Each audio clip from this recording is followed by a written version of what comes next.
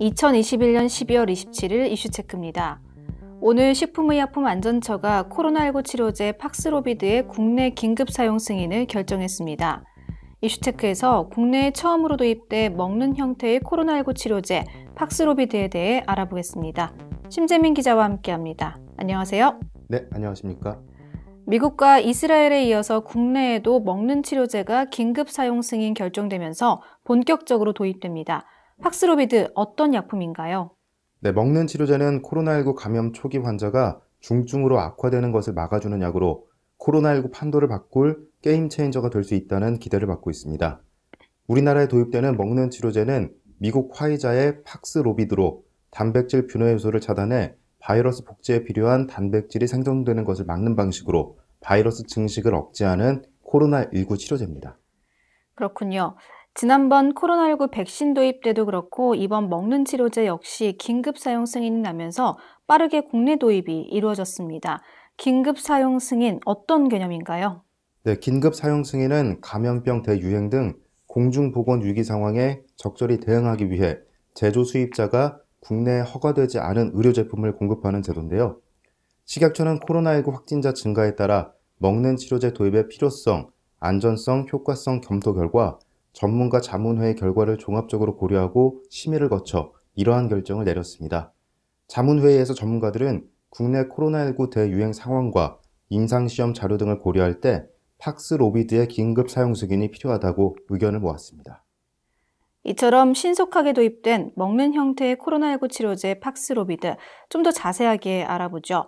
먼저 보관법과 복용법 어떻게 됩니까? 네, 팍스로비드는 환자가 알약을 닷새간 먹으면 된다고 알려졌습니다. 팍스로비드는 2개의 정제가 함께 포장된 제품으로 실온에서 보관할 수 있습니다. 이 약은 중증으로 진행될 위험이 높은 경증 및 중등증의 성인 및 만 12세 이상 소아 코로나19 환자에 처방되는데요. 1회 복용분은 리르마트렐비르 2정과 리토나비르 1정씩으로 되어 있습니다. 환자는 닷새 동안 하루당 2회분을 복용하면 되는데 코로나19 진단 후 증상이 발현된 후 닷새 이내에 가능한 빨리 투여해야 합니다. 그렇군요. 백신과 마찬가지로 투여가 아무래도 우려되는 고위험군이 있을 것 같습니다. 특히 약물에 예민할 수밖에 없는 임산부와 수유부 어떻게 투여할 수 있습니까? 네, 임상에서 설정된 고위험군은 60세 이상이거나 비만, 만성 신질환, 당뇨병, 암 환자, 만성 폐질환, 심혈관 질환, 고혈압 등을 앓고 있는 경우입니다. 특히 중증의 간장애 및 신장애 환자는 복용해서는 안 되므로 의료진과 상의해야 하는데요. 그리고 공식적으로 인부는 약물의 유익성이 위해성을 웃돌 때 투여하도록 되어 있습니다. 또 수유부는 약물 투여 후에는 수유를 중단해야 합니다. 팍스로비드의 효과에 대한 궁금증도 좀 많습니다. 공식적으로 치료에 효과가 있다 이렇게 보고 있는 건가요?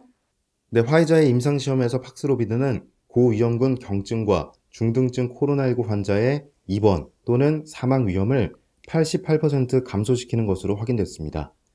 그리고 미각 이상, 설사, 혈압 상승 및 근육통 등의 부작용이 보고됐으나 대부분 경미해 안전성에 대한 우려는 없는 것으로 판단됐습니다. 또한 식약처는 체내에서 바이러스 증식을 억제하는 팍스로비드의 특성상 오미크론을 포함한 다양한 변이 코로나19 바이러스에 감염된 환자에게도 효과가 있을 것으로 예상했습니다. 먹는 코로나19 치료제 팍스로비드의 긴급 사용 승인으로 선택할 수 있는 치료가 다양해지고 생활치료센터에 입소하거나 재택치료 중인 환자가 중증으로 악화되지 않도록 하는 데 도움되기를 기대합니다.